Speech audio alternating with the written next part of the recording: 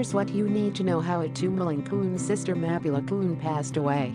A 17-year-old is expected to appear in the Ventersdorp Children's Court on Monday in connection with the alleged murder of Mapula Khune. Khune, 27, passed away in a house fire last week. Her body was discovered in a house in Ching, outside Ventersdorp, in the northwest. The deceased was the sister of Bafana and Kaizer Chiefs goalkeeper Itumeleng Khune. Here's what you need to know about Mapula.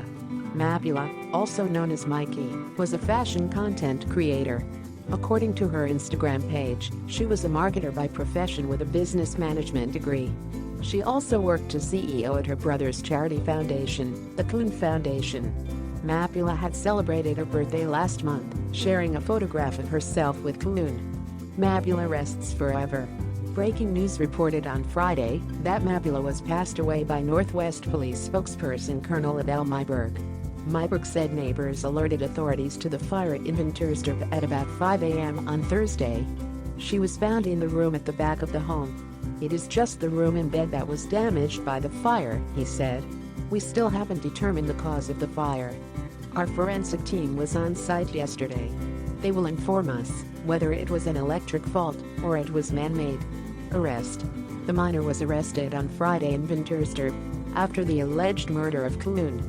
Myberg said the police initially investigated an inquest, but after obtaining more information, the inquest was changed to murder.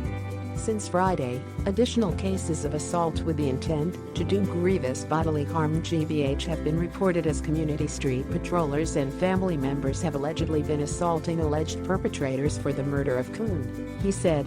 Myberg said the Provincial Police Commissioner Lieutenant Xolani Gwala cautioned community members not to take the law into their own hands, but to cooperate with the police to ensure that justice is served as prescribed by law. Chiefs support.